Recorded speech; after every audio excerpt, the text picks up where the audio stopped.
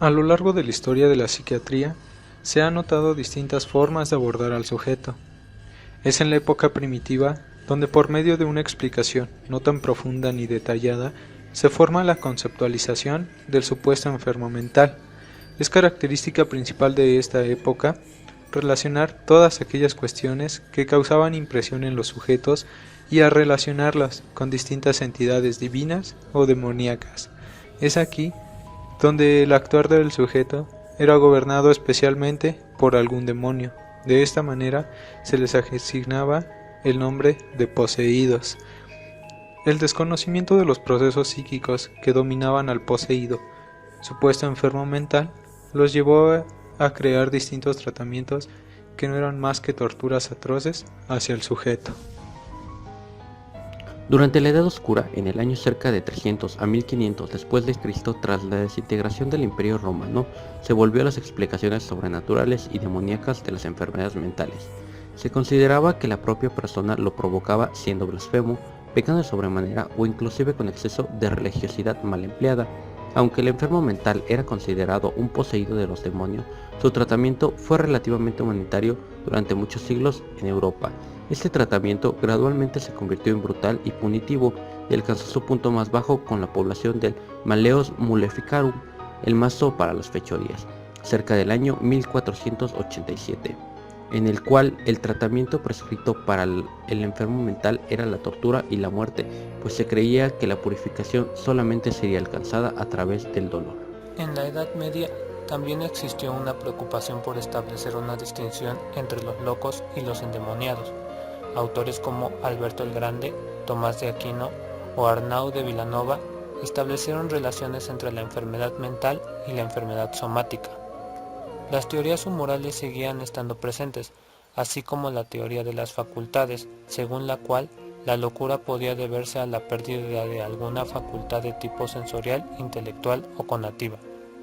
En los casos en los que se consideraba que la locura no obedecía a una posesión demoníaca, los afectados podían ser cuidados en sus casas por sus familiares cercanos si no se les consideraba peligrosos, y en caso contrario, podían ser recluidos en cárceles.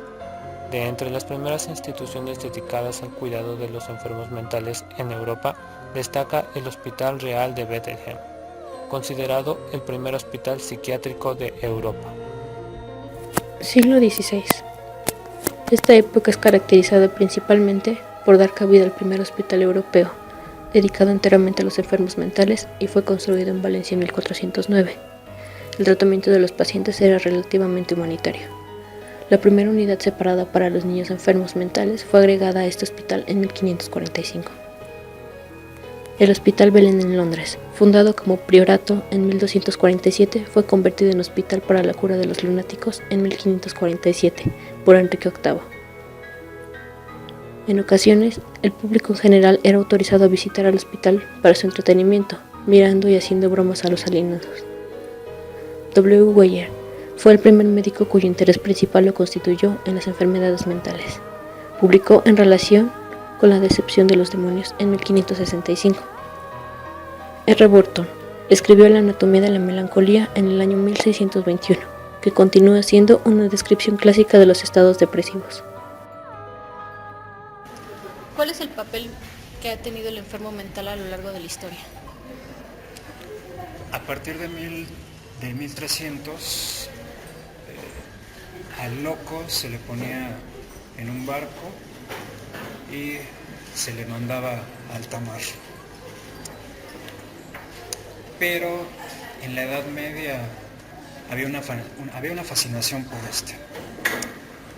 Creían que él contenía un saber a partir de su inocente bobería. Pero también se trataba de un saber prohibido, ya que creían que podía predecir algo del reino de Satán y del fin del mundo. Por lo tanto, su felicidad era artificial.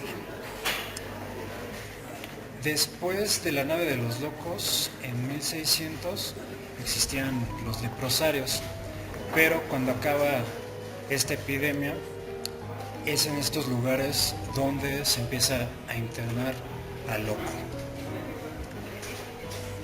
también había una fascinación, la cual se ve plasmada en el arte.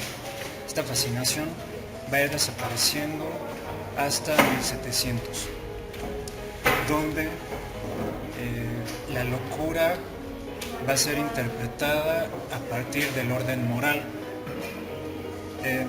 Es decir, ya la locura se trataría de un castigo, se trataría de tener debilidades.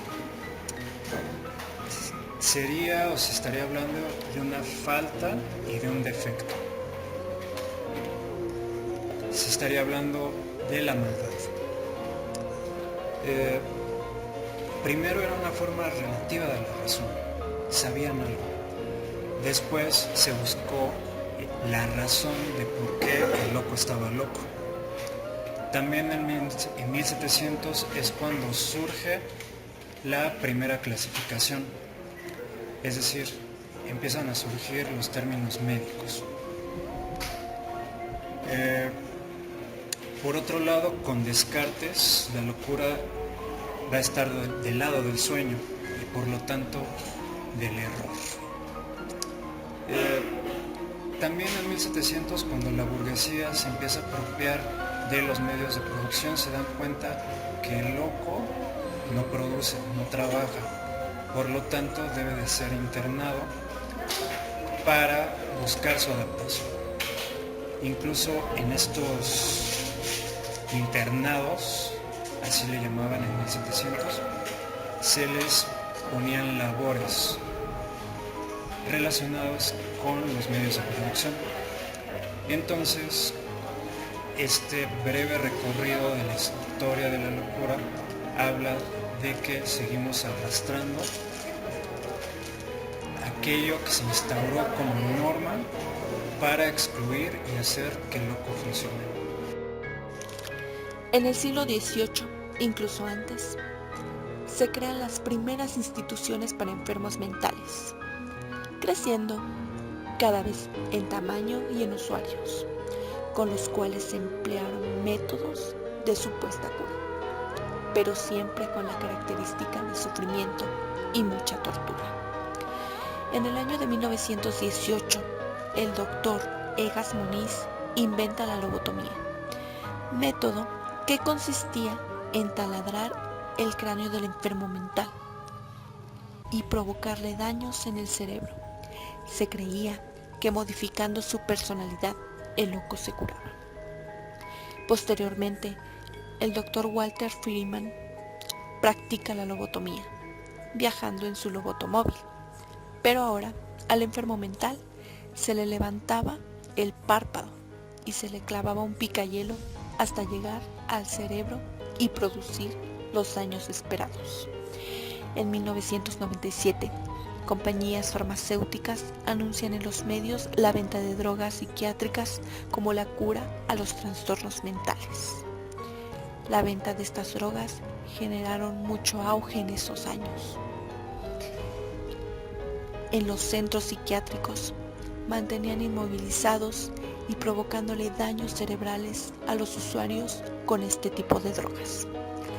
A lo largo de la historia podemos darnos cuenta que el papel del enfermo mental es caracterizado por horror y sufrimiento, pues los métodos y los tratos que se tenían con ellos fueron inhumanos. Pensemos que nosotros pudimos representar ese papel del loco, como muchos lo etiquetaban, o ese papel del enfermo mental a lo largo de la historia. We lay, my love and I, beneath